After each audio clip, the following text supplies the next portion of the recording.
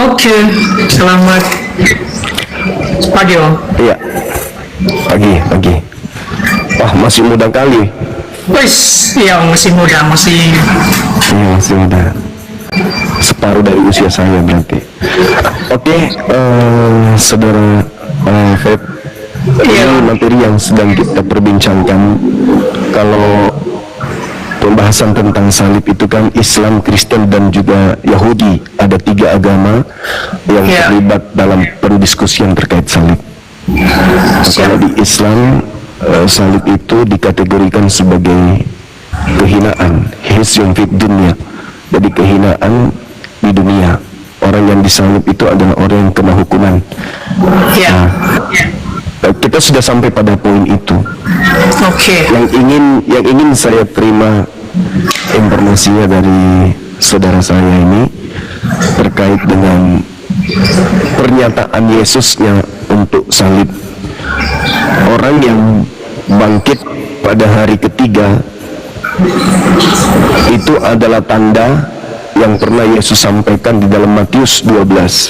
Angkatan jahat ini, angkatan tidak setia ini minta satu tanda, dan tidak diberikan satu tanda apapun kecuali tanda Yunus.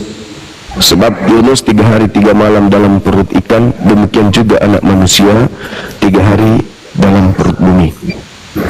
Oke. Silakan, mungkin Anda bisa menjelaskan ke saya. Kalau ini pemahaman saya sebagai Muslim ya, bahwa kebangkitan hari ketiga itu adalah tanda untuk orang jahat. Nah, bagaimana menurut saudara saya ini? Silakan. Jadi seperti yang tadi Abang sampaikan, bahwasanya yang disalibkan itu orang berdosa. Jadi menurut saya itu memang benar, tetapi dosanya bukan karena perbuatannya. Itu bisa kita luruskan dulu. Iya. Jadi saya memang sebenarnya bukan nggak percaya dengan agama saya Protestan, bukan juga ahli di bidang agama saya, tetapi kalau untuk dikit-dikit soal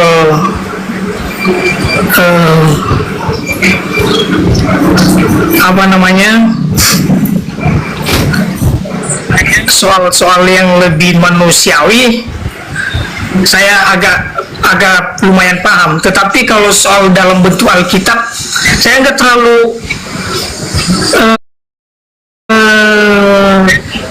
doyan kali baca-baca Alkitab, Bang. Tetapi mungkin karena malas saja karena banyak banget kesibukan. Tetapi kalau untuk percaya kepada agama saya percaya, karena saya tahu dengan kesibukan dan perjalanan setiap hari, bahwasanya itu semua karena kekuatan dan kemurahannya. Jadi yang perlu saya perjelas untuk Abang tentang agama saya, tentu saya mau sampaikan bahwasanya agama saya adalah yang mengajari tentang kasih dan saling menyayangi sesama lain. Itu inti dari yang saya temukan dalam ajaran agama saya. Dan di situ saya juga kurang tahu di mana ayatnya yang mengatakan bahwasanya tidak ada satu orang pun yang datang kepada Bapa tanpa melalui aku. Dan ada di ayatnya situ. Cuman saya nggak terlalu saya orangnya yang penting memahami maknanya aja. Yang penting ada, kalau dicari ada.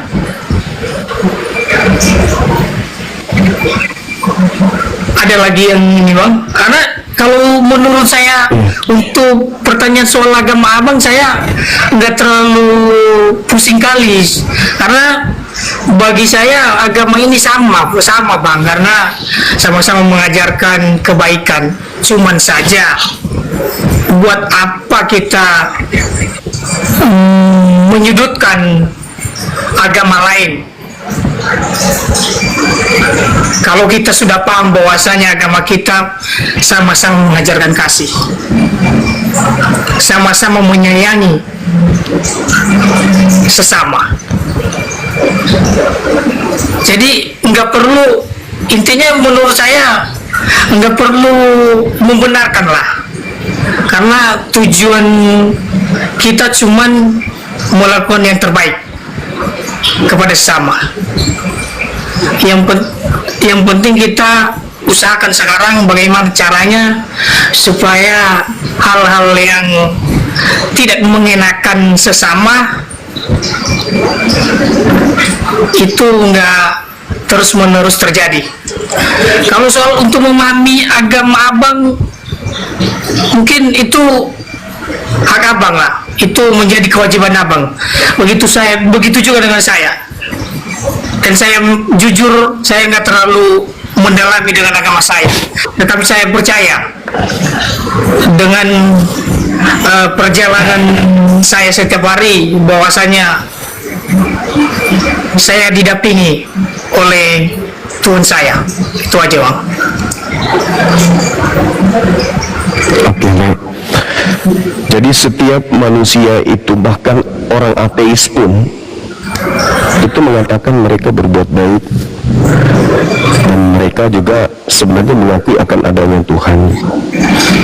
Cuman kita sebagai manusia yang berakal ini harus paham juga bahwa antara kejahatan dan keburukan itu selalu berjalan seiring.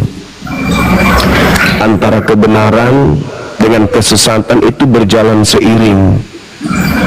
Jadi ada penguasa gelap yang senantiasa memperlihatkan sisi kebaikan untuk menyesatkan manusia. Jadi nampak terlihat yang kita lakukan itu baik, tapi pondasinya itu tak ada. Semua agama mengajarkan benar, mengajarkan umatnya untuk berlaku baik, berlaku benar. Semua agama mengatakan imannya yang paling benar. Itu. Maka tolak ukur benarnya sebuah agama itu bukan dilihat daripada yakini saja, imani saja, percayai saja, melainkan pencipta langit dan bumi memberikan kita buku yang disebut kitab, di mana kitab itu mutlak harus selaras dengan akal sehat. Jadi agama Islam itu diajarkan untuk menyeru, menyampaikan kebenaran, sampaikan kebenaran kepada siapapun. Kalau mereka mau beriman silakan, mau tidak beriman pun silakan. Karena Tuhan sudah membekali akal untuk menjadi filter menerima atau tidak menerima sebuah kebenaran. Itu Islam. Kristen juga begitu. Kristen juga memiliki amanat agung, jadikanlah seluruh bangsa menjadi pengikutku. Jadi dua agama ini sama-sama agama syiar. Bedanya Islam menggunakan pakaiannya dengan Islamnya sendiri, sedangkan agama Kristen itu kadang menggunakan pakaian orang lain untuk sekedar menjadikan orang lain menjadi pengikutnya. Tampil seperti Islam, kitabnya ke-Islam-Islaman, kemudian cara bicaranya dibuat-buat se-Islam mungkin. Nah itu nggak apa-apa, karena itu amanat sebuah agama. Itu cara untuk menjalankan masing-masing agama.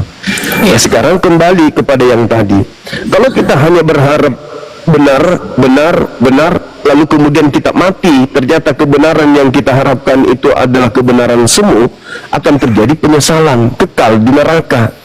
Makanya sebelum kita meninggal, kita harus mencari jalan yang benar itu seperti apa. Apakah hanya ilusi doang, hanya janji-janji doang? Karena iblis itu paling jago menjanji. Seperti iblis menjanji Adam, seperti iblis menjanjikan kepada Hawa kehidupan kekal. Begitu Adam Hawa percaya, ternyata mati. Nah, sehingga tidak bisa kita mempercayai sesuatu hanya dengan modal percaya saja atau imani saja. Maka muncul tema antara Islam dan Kristen, dua agama yang dekat. Kenapa dekat? Karena bertalian dengan banyak kasus. Contoh misalnya penyaliban. Islam membahas salib, Kristen juga membahas salib. Sehingga pada poin-poin tertentu sampai kepada beberapa titik, di antaranya terkait dengan yang kebangkitan ini. Di Islam tidak menceritakan tentang kebangkitan orang yang mati di salib. Itu nggak ada. Orang nanti bangkit setelah hari kiamat. Nah, di Kristen ada kebangkitan. Maka muncul persoalan di situ. Kebangkitan yang dijanjikan oleh Yesus di dalam Matius 12 itu kebangkitan untuk angkatan jahat, untuk orang jahat, atau kebangkitan pada hari ketiga itu untuk orang yang benar. Kalau kebangkitan pada hari ketiga ini adalah untuk orang benar, berarti Kristen adalah agama yang benar. Tapi kalau kebangkitan hari ketiga ini untuk orang jahat, berarti Kristen adalah, nah itu yang menjadi permasalahan. Maka kita kembali kepada poinnya. Di mana poinnya? Matius 12 nomor 38 sampai nomor 40. Di situ ternyata Yesus memberikan tanda, simbol, sinyal untuk angkatan jahat. Apa itu? Bangkitnya manusia pada hari ketiga. Nah ini saya membahas ini kenapa?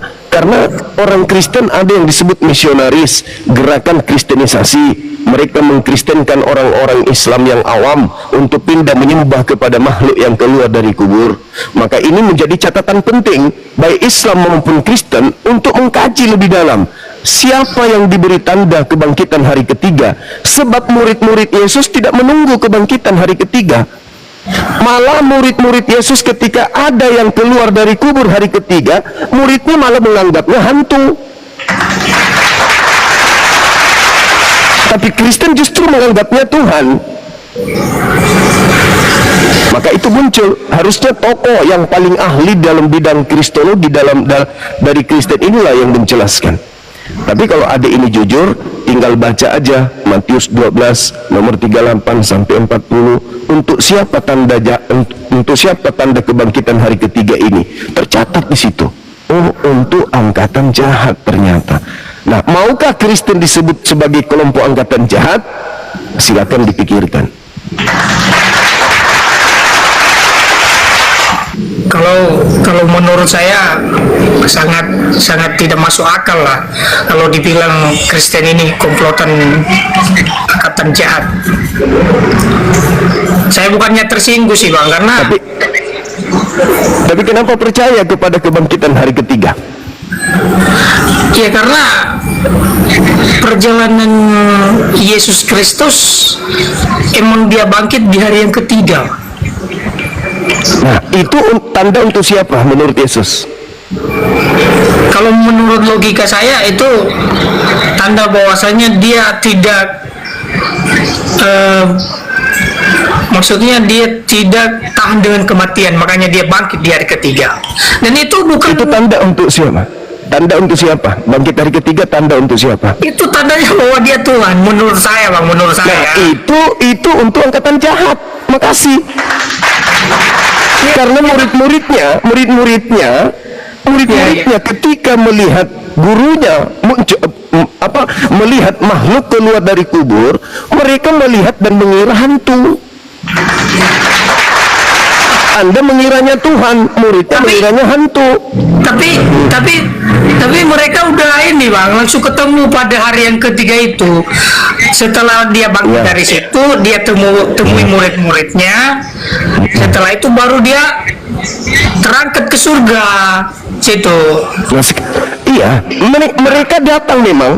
Coba Anda buka di dalam Matius 24 nomor 24. Apa yang dikatakan Yesus kepada muridnya? Kristus palsu akan datang memakai tanda yang dahsyat.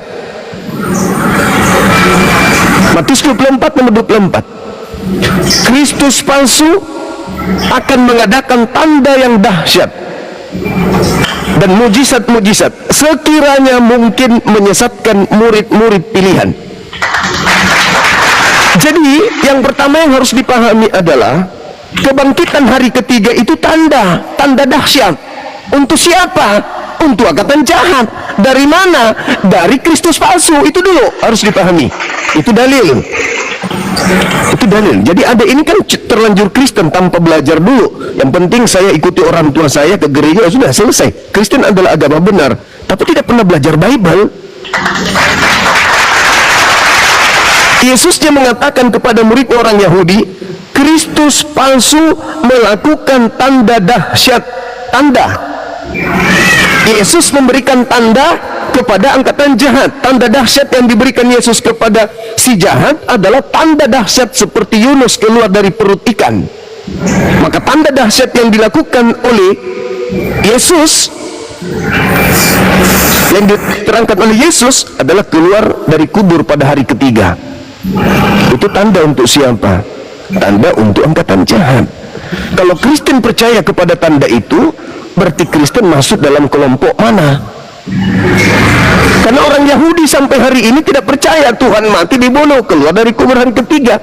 Boro-boro menerima Yesus sebagai Tuhan yang keluar dari kubur, menerima Yesus sebagai Mesias saja kagak. Tapi kok Kristen kemudian menerimanya sebagai Tuhan? Berarti Kristen menerima tanda itu. Seperti itu, saudaraku Feby. Silakan. Yang abang sampaikan ada benarnya. Saya ada benarnya ya, ininya juga. Cuman abang juga harus perlu tahu bahwasanya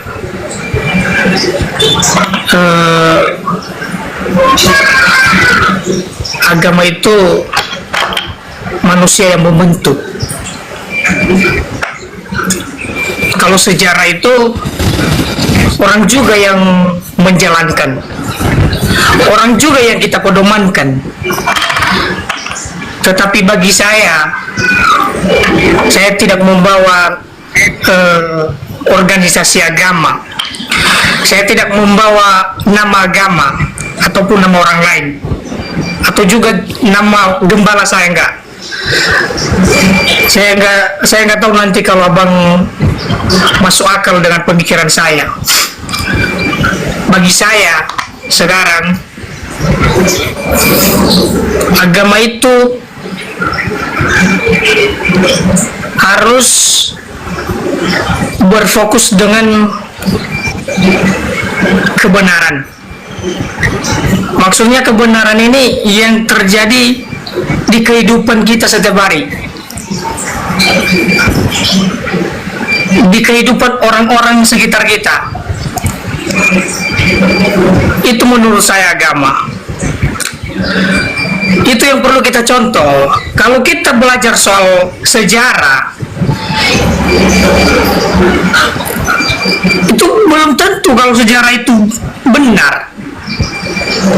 Tetapi yang terjadi di lapangan itu yang udah benar, bang. Itu yang udah fakta. Jadi yang perlu saya sampaikan, benahi agamamu, saya benahi agamaku.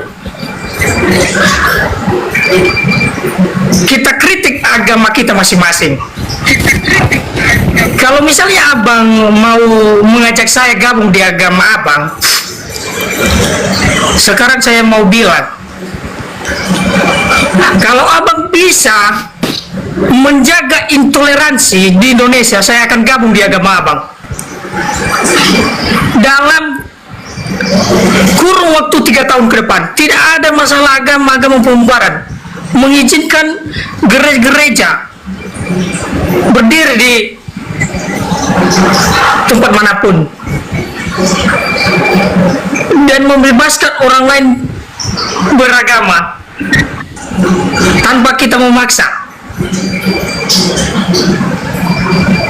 Kan abang bilang tadi di agama abang mengasihi, melindungi, mengajak, dan tidak ada paksaan kan. Jadi menurut saya kalau ada yang namanya kebebasan, kenapa tidak? Kenapa kita nggak lakukan?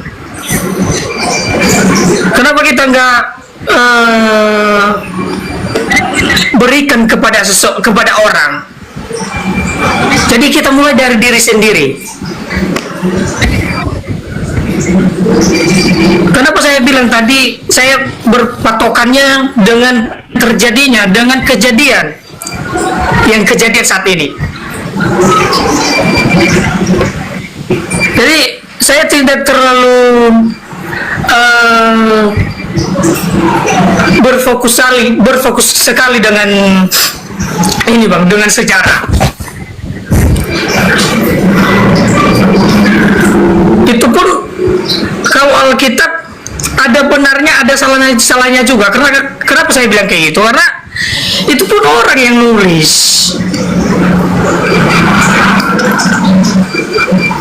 Yang paling benar, udah paling benarnya adalah ketika seseorang di sekitar kita nyaman. Benar tidak bang? Itu yang dimaksud dengan agama menurut saya bang.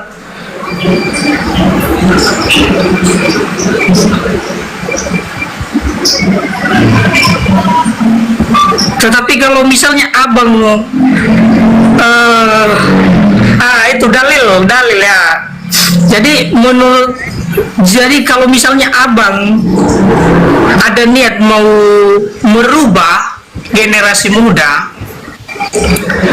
coba dulu kritik pemerintah kita, buat agama abang menjadi agama yang mencintai manusia, mencintai sesama. Kenapa bisa ada yang namanya melukai image agama abang? Gimana saya bisa gabung dengan agama abang sementara banyak kali masalah-masalah yang mengganggu agama-agama lain, kan suatu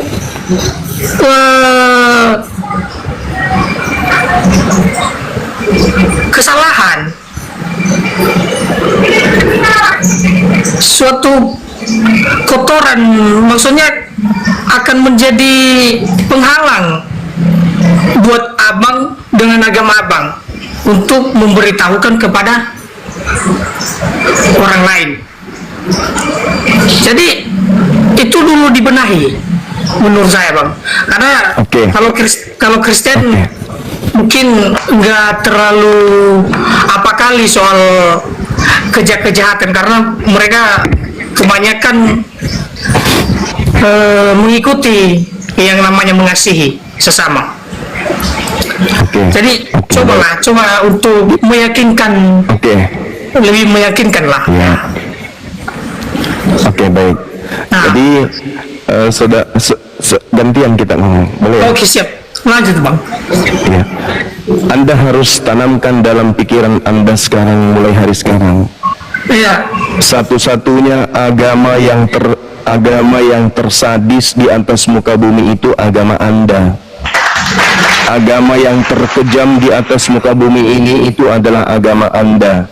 Satu-satunya agama yang membunuh Tuhannya itu hanya agama Anda. Satu-satunya agama yang berdiri di atas pembunuhan itu adalah agama Anda.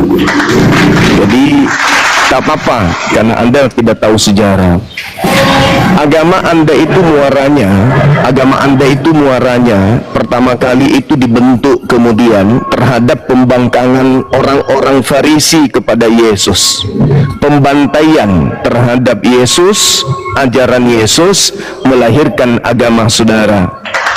Agama saudara itu besar, resminya di Roma, di bawah Imperium Romawi, Kekaisaran Romawi. Dengan cara apa agama Anda itu menyebarkan cangkang kemana-mana? Dengan cara penjajahan.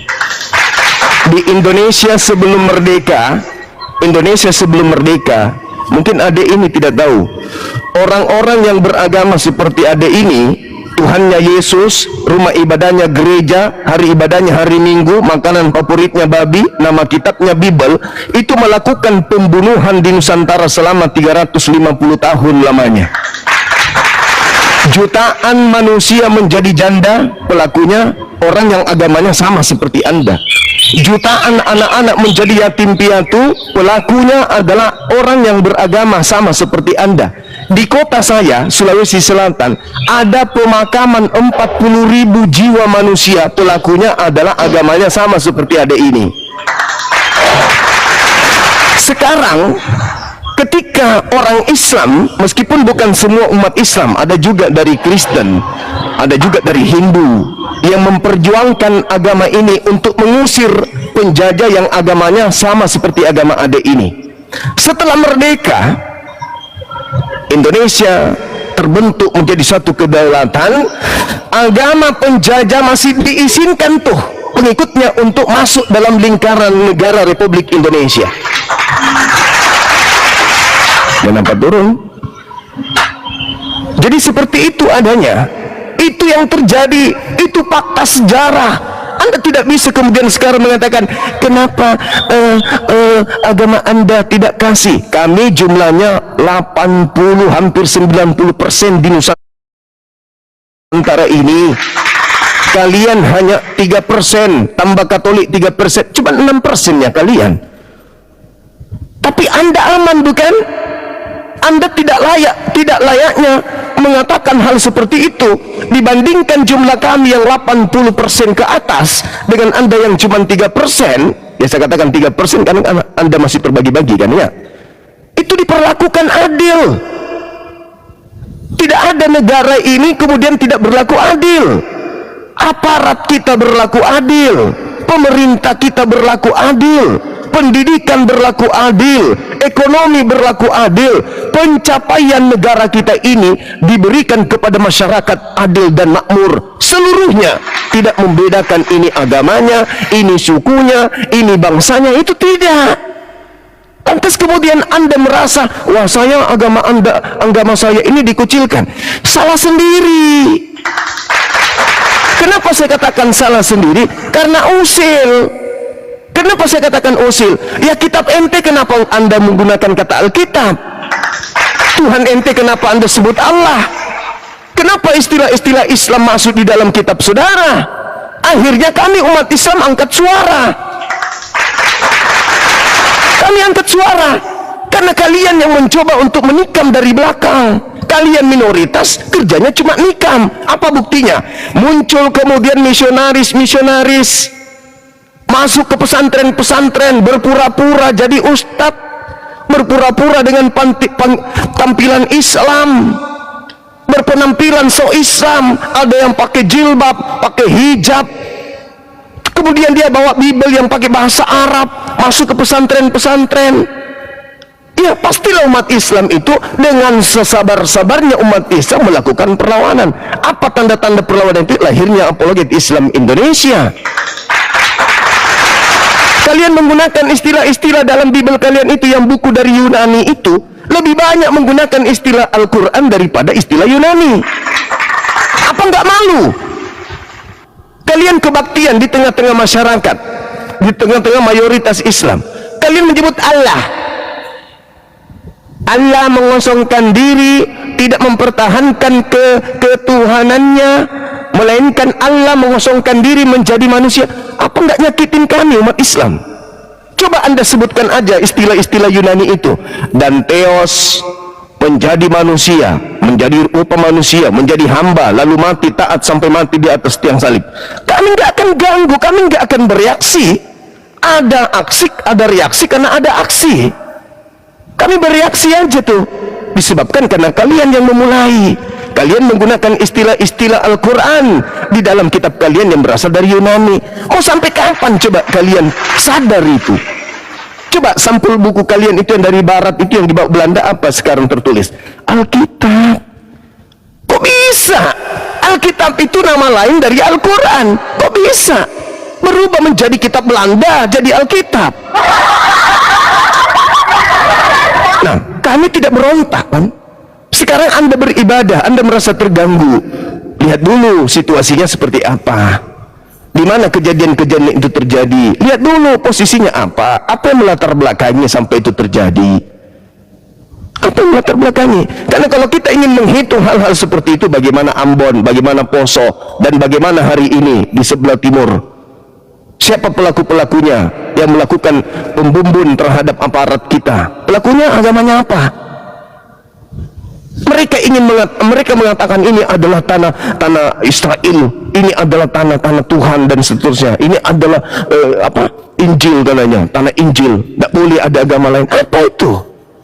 Kenapa begitu kali? Giliran sekarang Anda merasa saya akan mu'alaf kalau Anda mengajarkan kasih. Hei, tatanan kenegaraan kita itu mengambil cakupan daripada isi Quran. 5 dasar itu dari 5 sila itu dari Quran diambil. Ketuhanan yang Maha Esa itu dari Quran diambil, bukan dari Bible. Kalau di Bible ada 3, kalau di Quran cuma 1. Ketuhanan yang Maha Esa itu ngambilnya di Al-Quran surah Al-Ikhlas, bukan di agama kalian itu. Lantas kemudian Anda mengatakan kami tidak toleransi. Mana ada tidak toleransi? Zakatnya umat Islam, pajaknya umat Islam di Nusantara ini besar. Uang haji semua diberikan kepada negara untuk dikelola dan diberikan untuk kita gunakan sama-sama. Ini wilayah-wilayah non Muslim, tolong jangan dikasih uang dari kami dong. Nggak ada kayak gitu-gitu. Ya.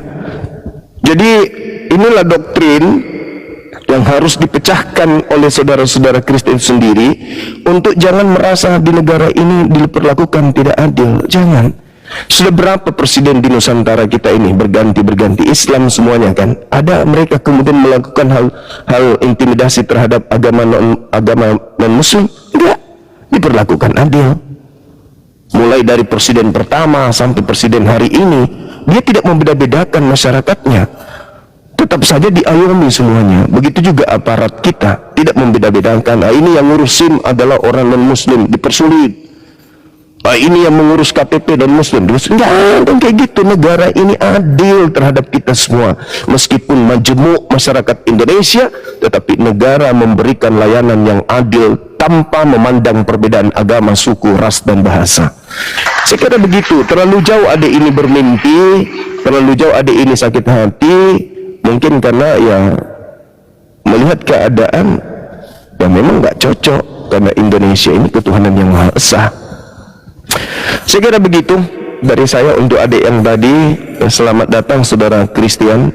Ini ada tema yang harus diluruskan supaya orang-orang awam itu ngerti, karena Yesus memberikan tanda. Yesus mengatakan Kristus palsu akan melakukan tanda dahsyat. Salah satu tanda dahsyat ya aku rasa keluar dari kematian, yaitu keluar dari kubur. Itu tanda dahsyat itu. Dan Yesus memberikan indikasi kuat kepada muridnya, waspadalah kepada penyesat. Jadi camkanlah aku telah mengatakannya terlebih dahulu kepadamu. Jadi kalau ada orang berkata ada Mesias di padang gurun, ada Mesias di dalam bilik, jangan kamu percaya. Sebab Kristus palsu dan nabi palsu akan datang melakukan tanda yang dahsyat dan mukjizat sekiranya mungkin menyesatkan murid pilihan juga. Nah, kita lihat di dalam Matius 12 nomor 38 sampai nomor 40. Angkatan jahat minta satu tanda, dan tidak diberikan satu tanda apapun kepada angkatan jahat selain cuma satu. Apa itu? Keluar dari kubur pada hari ketiga, sebagaimana Yunus keluar dari perut ikan pada hari ketiga. Jadi tanda dahsyat yang diberikan untuk angkatan jahat adalah keluar dari perut bumi pada hari ketiga. Bagaimana saudara Kristen menanggapi ini? Silakan. Buka kameranya bang. Karemanya dibuka.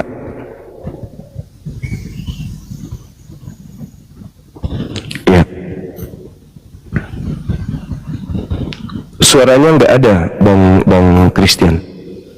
Dibuka suaranya bang, mic-nya. Ya. Silakan. Suara nggak ada, suara termute.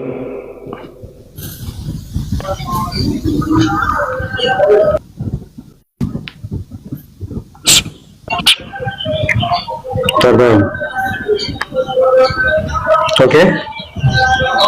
Sudah terdengar bang? Sudah terdengar? Iya silakan. Sudah. sudah ya. Jaringan saya agak lelet. Ya sama Bang. Terima kasih Bang Silakan. Juma. Biarlah hari ini dialog yang santun ya Bang. Tidak perlu ngegas-ngegas ya. Saya harap begitu. Dan saya tidak menanggapi dulu tentang tema yang Bang Juma buat ya. Karena saya selalu mengikuti live-nya Bang Juma dan saya memberikan suatu evaluasi Bang ya, dimana evaluasi saya itu Bang Juma sudah terlalu jauh di dalam masuk di dalam ranah kami sebagai orang Kristen ya, sehingga Bang Juma lupa terhadap ayat-ayat, atau tidak tahu lah, bukan lupa tapi tidak tahu lah tentang ayat-ayat yang Bang Juma pakai, ambil dari sana, ambil dari sini, yang isinya itu adalah nanti kesimpulannya Bang Juma menganggap Kristen itu salah ataupun sesat berdasarkan ayat-ayat yang Abang Juma kutip ya. Dan Abang Juma perlu tahu juga ya, harus tahu kalau di dalam Islam itu ada istilahnya asbabun nusul Quran, yaitu asal usul turunnya Quran. Pada yang ini Bang Juma perlu tahu juga bagaimana asbabun, asal usulnya, bukan asal turunnya kitab ya, karena kitab kami tidak ada yang diturunkan tapi ditulis. Nah, asal usulnya penulisan kitab perjanjian baru, yang mana saya salut dengan Bang Juma. Bang Juma banyak yang hafal ayat-ayat itu, sedang saya sebagai orang Kristen tidak banyak hafal ya, karena saya tidak punya kemampuan menghafal yang kuat seperti Bang Juma, sehingga cuma kadang mengingat-ingat, oh ada ayat yang berbunyi begini begitu saja, jadi tidak bisa sehebat Bang Juma lah. Nah, pertanyaan saya begini ya, apakah Bang agama para penulis kitab perjanjian baru ya, Abang pilih ya, A agama Yudaisme, B agamanya Kristen, C agamanya Islam ya. Saya mundur lagi Bang ya, karena Abang Juma saya amati sering ya, dan sangat sering dalam setiap komanya itu membicarakan ayat-ayat di dalam kitab perjanjian baru. Jadi Abang tahu tentang Paulus, tentang Yesus, itu kan dari sumber primer kitab perjanjian baru ya. Oleh sebab itu dalam hal ini Bang Juma harus juga tahu ya, siapakah penulis kitab perjanjian baru, yaitu agamanya apa para penulis kitab perjanjian baru. A Yudaisme, B Kristen, C Islam. Tolong Bang Juma dijawab tanpa framing, tapi murni data Bang ya, data yang mungkin tersirat pun tidak apa-apa, tersirat, oh agamanya Yudaisme, ada tersirat di dalam catatan kitab perjanjian baru. Oh agamanya Islam, tidak apa-apa, asalkan ada tersirat agamanya Islam tertulis di dalam kitab perjanjian baru. Jadi tolong jangan di framing Bang ya, tapi Abang harus jujur mana yang makna tersirat, penulis apakah agama para penulis kitab perjanjian baru. A Yudaisme, B Kristen, C Islam. Monggo Bang dijawab dengan kasih, dengan santun, dengan sopan Bang ya. Terima kasih, Tuhan Yesus berkati. Oke. Baik. Saya panjang Bang ya. Iya. Jadi kalau Paulus ini menurut orang Yahudi di dalam Kisah Para Rasul 24 nomor 5, Paulus ini adalah tokoh dari agama Kristen. Oke. Iya. Berarti penulisnya Kristen Bang ya. Oke. Suara saya kedengaran nggak? Jadi Ya, Paulus itu tokoh. Paulus itu tokoh dari Kristen. Tetapi kalau Yohanes, penulis Yohanes itu tidak diketahui siapa orangnya. Penulis buku Matius juga itu tidak diketahui siapa orangnya. Penulis buku Ibrani juga tidak diketahui siapa orangnya. Kemudian terkait dengan Lukas Markus juga itu bukan orang Yahudi, tetapi dia adalah pengikut Paulus. Jadi tidak ada kemudian penulis Bible itu praktisi Torah. Ya, tidak ada penulis perjanjian baru itu praktisi Torah. Semuanya orang Kristen.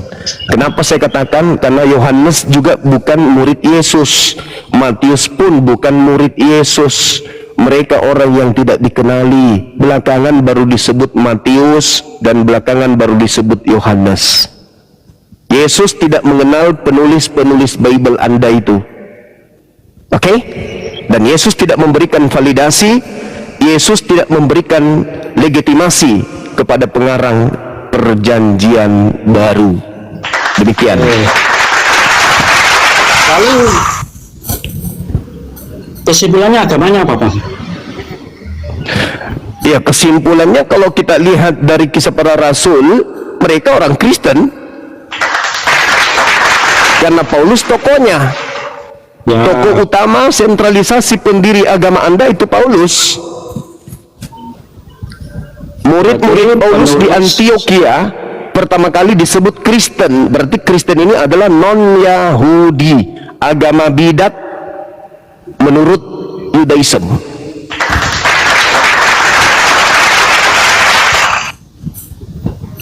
Ada lagi?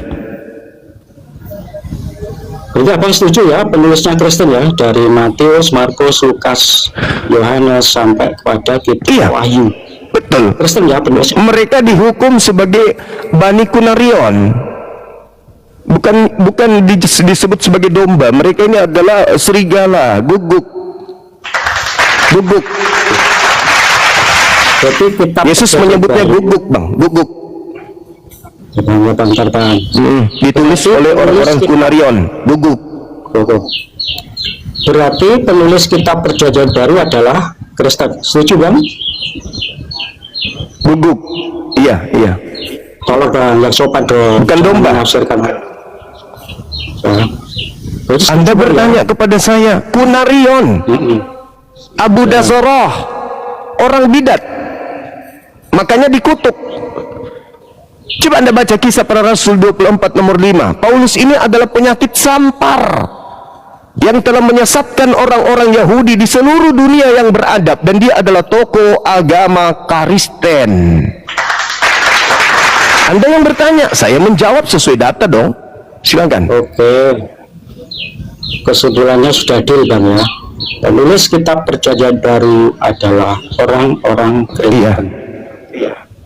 Sekarang pertanyaannya, Bang. Kristen. Ya. Mungkinkah jikalau orang Kristen itu menulis sebuah kitab, Bapak enggak? Lalu isinya, ya Pak, isi dari narasi kitab itu kok akhirnya muaranya kok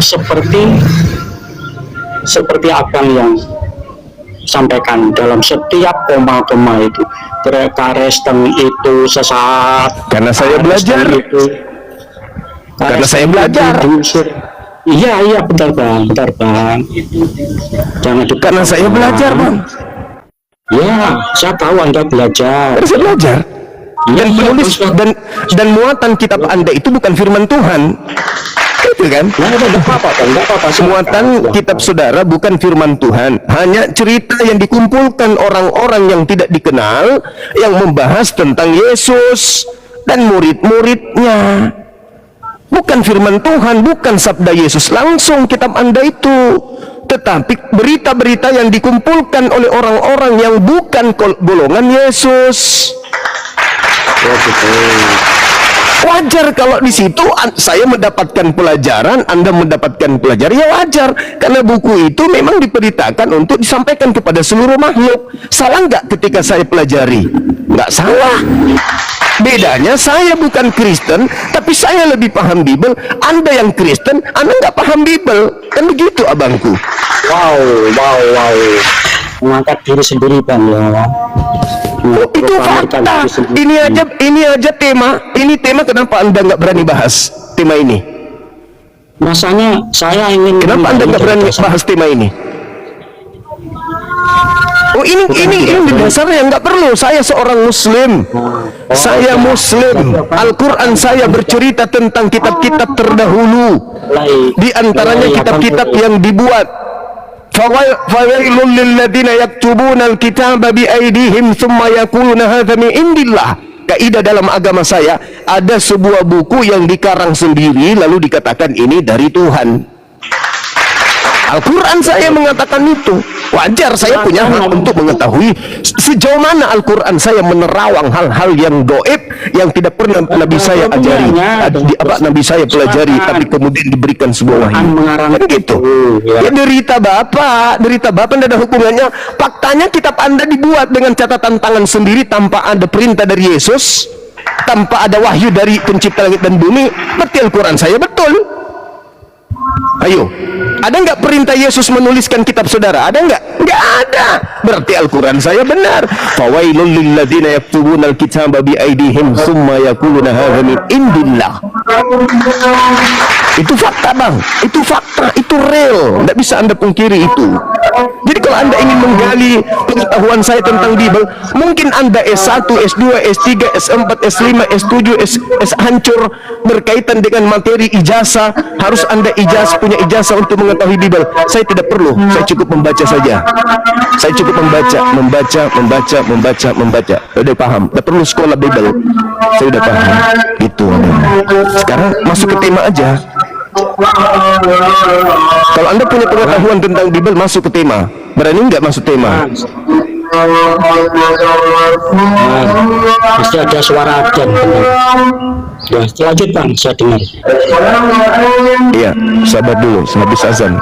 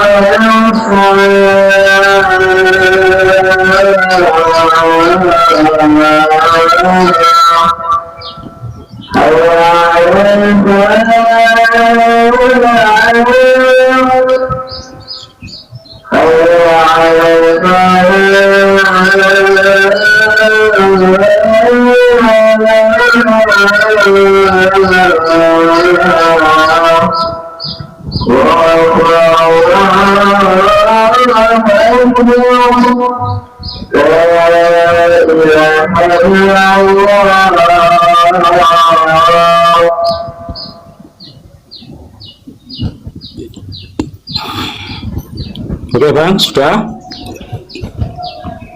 Iya, silakan masuk ke tema Bang. Ini ada tema yang menarik. Ya, mohon maaf untuk menanggapi tema.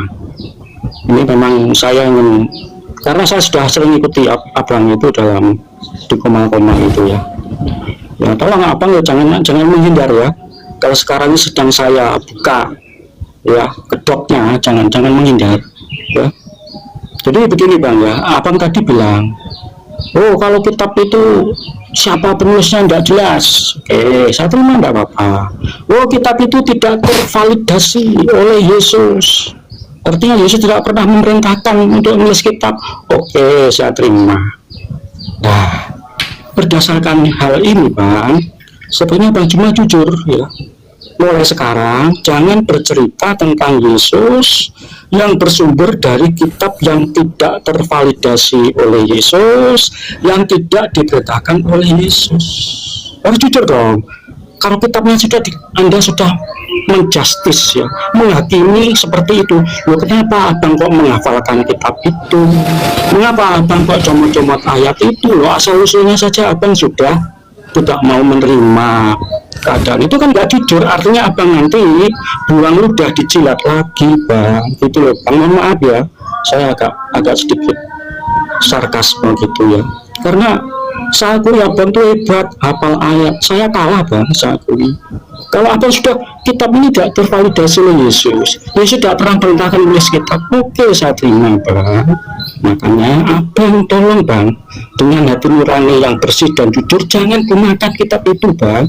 Cari yang lain saja sumber tentang Yesus di luar kitab ini Bang, silahkan. Karena kitab ini sudah tidak layak loh bagi Abang, karena tidak tervalidasi oleh Yesus ya. Yesus tidak pernah perintah memang benar ya, sudah pernah perintahkan tulis kitab Bang, tidak pernah, memang benar itu fakta sejarah kami tidak membuat-buat Bang ya, memang adanya seperti itu ya, itu Bang ya.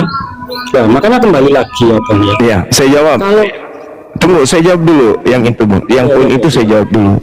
Kalau abang mau saya berhenti, semua gereja-gereja yang bernama Isa Al-Masih itu ganti nama, Bang. Gereja Paulus. Jangan cuma nanti doang. Jangan cuma nanti. Terus lembaga Anda itu LAI, itu rubah LBI. Lembaga Bible, jangan LAI. Jangan pakai kata Alkitab.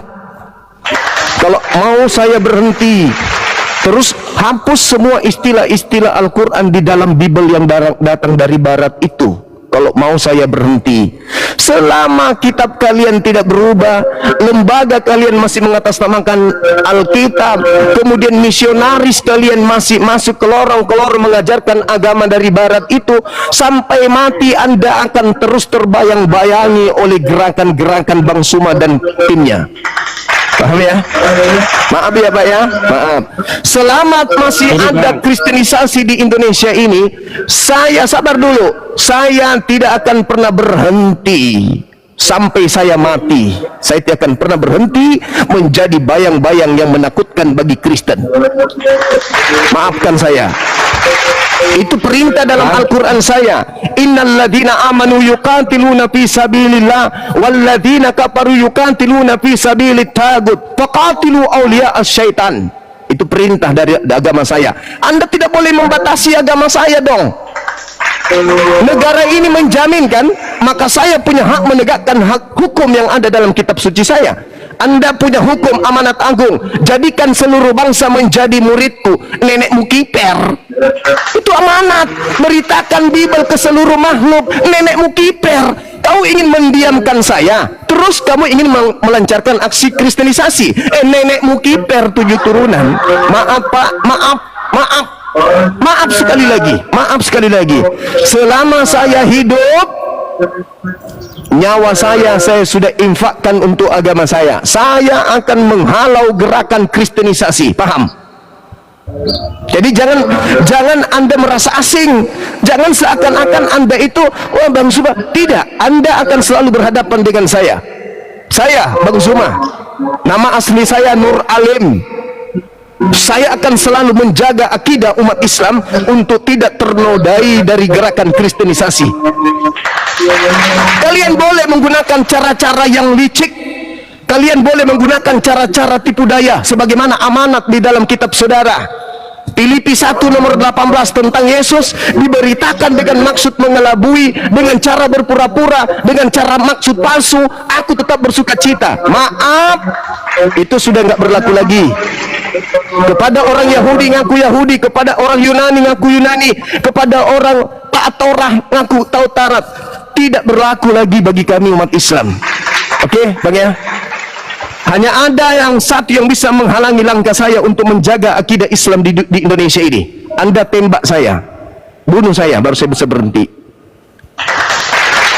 Bunuh saya Bang, baru saya bisa berhenti. Tapi ingat, Anda bunuh saya, jutaan suma-suma yang lain akan lahir. Iya Bang ya. Jadi mending kita bahas dalil, bahas tema ini daripada Anda mimpi. Kenapa kau membahas kitabku? Kalau kitab Anda nggak mau dibahas, bungkus, kembalikan ke Belanda. Kitab Anda kembalikan ke Belanda, suruh kembali ambil. Habis itu Anda terjemahkan dengan jujur ke dalam bahasa Indonesia. Jangan ada kata Alkitab, jangan ada kata Nabi, jangan ada kata Rasul, jangan ada kata Roh Kudus, jangan ada kata salib, jangan ada kata malaikat, jangan kata iblis, jangan kata Allah. Jangan. Hapuskan semua istilah Al-Quran. Baru Anda bebas kemudian melancarkan aksi untuk memurtadkan orang. Dengan cara Anda tampil dengan kekristenan yang asli. Jangan berpura-pura tampil seperti Islam. Jangan. Itu baru dibilang beragama sehat. Jangan seperti serigala Bang, serigala nyamar domba. Jangan. Cukuplah kalian nyamar-nyamar seperti Yahudi, jangan nyamar-nyamar seperti Islam juga dong. Memalukan itu namanya. Silakan. Jadi begini Bang, ya yang pertama Ya. nah kitab perjanjian baru itu ditulis oleh orang-orang Kristen, sehingga tidak mungkinlah isi dari kitab perjanjian baru itu muaranya akhirnya dikatakan seperti abang yang sering dengung-dengungkan itu, yaitu Kristen sesat, Kristen dari iblis, itu yang percaya yang Ya, itu tertulis di Bible. Lah itulah kan Itu yang ada di Bible, itu yang tertulis. bentar bang. Tadi apa ngomong saya dengarkan dulu. Anda tidak paham Bible, Anda akui tadi saya lebih paham daripada Anda, wajar Anda jadi Kristen. Anda akui kan? Memahami Bible Bang. Tapi cara memahami Bible saya tidak seperti Anda paham? Bang. Ya udah, kita bahas kalau begitu. Kita bahas. Jangan dulu. Kita bahas kalau Anda paham. Jangan. Oh, jangan dulu. Maksudnya Anda ingin menghentikan saya supaya aksi pemurtadan itu lancar gitu maksudnya? Saya tidak menghentikan, cuma saya secara pribadi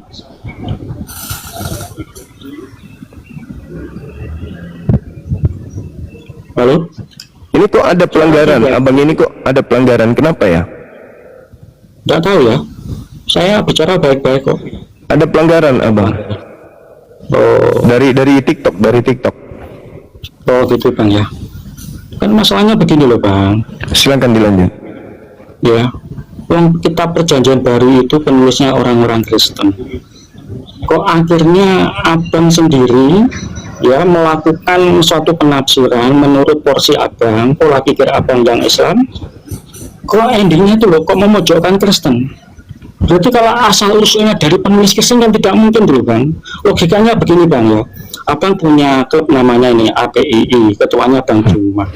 Kemudian abang menulis ini analogi Bang ya, menulis sebuah biografi ya seorang tokoh tertentu yang dikagumi dari timnya abang ini. Mungkinkah tokoh yang ditulis itu loh ya, yang isinya akhirnya memusuhi penulisnya gitu loh? Kan tidak mungkin Bang gitu loh. Demikian juga di dalam kekristenan kami, penulis kitab perjanjian baru adalah orang-orang Kristen. Kan tidak mungkin nanti isinya itu melawan Kristen, memojokkan Kristen. Ini logika waras Bang ya.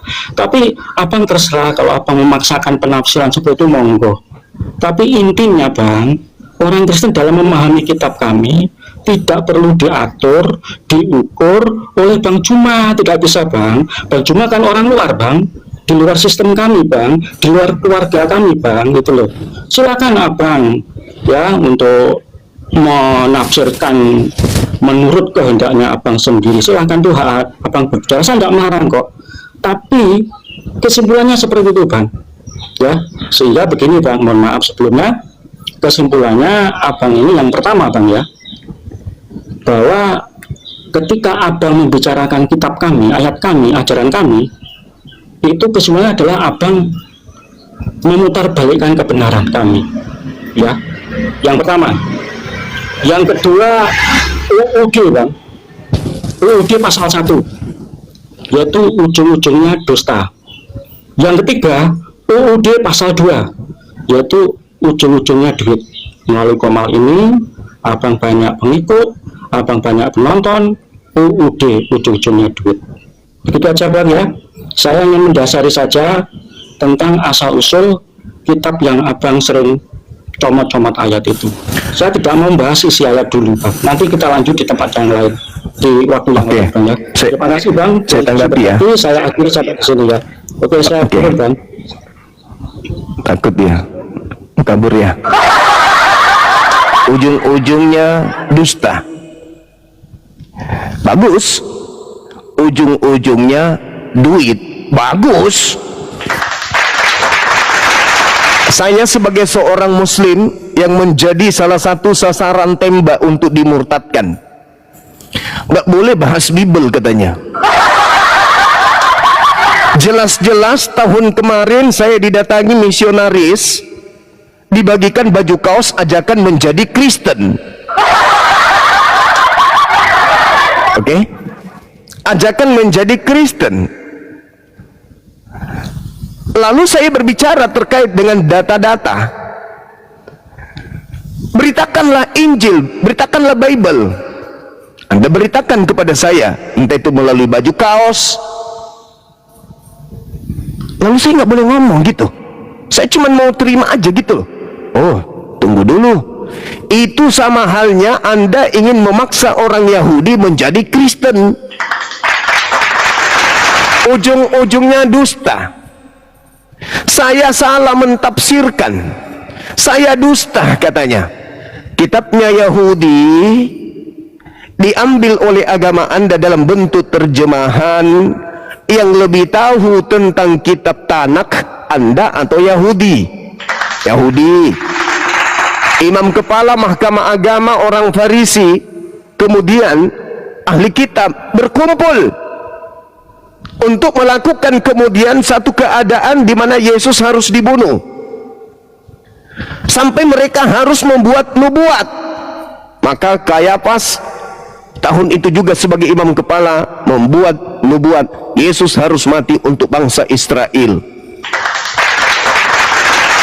Mereka tidak mengatakan nubuat Yesus ada di dalam kitab Mazmur, nubuat Yesus ada di dalam Yesaya 53, ada di dalam kitab Daniel. Mari kita bunuh Yesus karena ada nubuatannya, dan Yesus mengatakan, yes, ayo bunuh aku karena sudah ada nubuat. Itu gak ada. Tapi seketika kalian yang bukan punya kitab, kalian menterjemahkan, mentafsirkan, menganalogikan, mencocokologikan Yesus harus mati karena sudah dinubuatkan di kitabnya Yahudi. Kok Anda yang bisa mengantarkan ilmu itu terkait kitabnya orang Yahudi? Saya tidak boleh terhadap kitab Anda. Matamu suwe. Kamu boleh mentafsirkan kitabnya Yahudi. Kitabnya Yahudi, Tuhan bukan manusia, bukan anak manusia. Di kitab kalian berubah menjadi Tuhan menjadi manusia. Kalian bebas mentafsirkan kitabnya agama lain, yaitu agama Yahudi, dengan pola keagamaanmu. Saya nggak boleh. Padahal saya belajar Bible, padahal saya adalah sasaran pemurtadan. Nggak boleh. Ujung-ujungnya dusta. Siapa yang dusta? Dalam kelicikanku, dalam dustaku, aku menjerat kalian dengan tipu daya. Siapa itu? Jawab. Ujung-ujungnya duit. Nah, ini bahaya ini. Ujung-ujungnya duit. Perpuluhan itu hanya untuk suku Lewi. Bani Yakub ada 12 suku. Satu di antaranya namanya suku Lewi. Dia yang punya hak menerima perpuluhan, persepuluhan dari 11 suku lain. Kata Paulus di Galatia 5 nomor 4, Galatia 2 nomor 16, nomor 21. Apa kata Paulus? Kristus akan lepas jika kamu masih mengharapkan ada kebenaran di dalam Taurat. Efesus 2 nomor 15. Dengan matinya Yesus, dia telah membatalkan hukum Taurat dengan segala ketetapan yang ada di dalamnya, termasuk perpuluhan dong.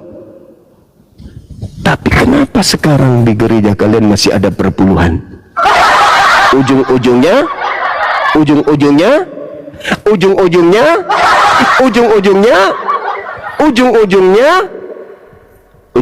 kampret. Jadi semua ludah yang kamu buang, kamu jilat semua dahatmu itu kembali. Ujung-ujungnya dusta, ujung-ujungnya duit. Halilintar. Pakai ini. Sekali lagi saya katakan, siapapun ente, maafkan saya harus menjalankan hukum agama saya. Faqatilu awliya asyaitan. Maaf ya. Silakan Anda jalankan amanat agung agama Anda. Saya juga menjalankan agama saya. Jangan Anda ingin menghentikan saya. Jangan kau bahas kitab saya, jangan kau bahas agama saya. Nenekmu kiper. Kalau kamu sudah berlakukan agamamu sama seperti Hindu, sama seperti Buddha, oke. Tapi kan tidak. Aku lihatkan foto satu video ya, teman-teman. Kita lihatkan satu video supaya orang tadi itu bisa tahu diri, bisa malu. Saya perlihatkan satu video sebelum kita naikkan teman-teman kita yang ingin bergabung di sini.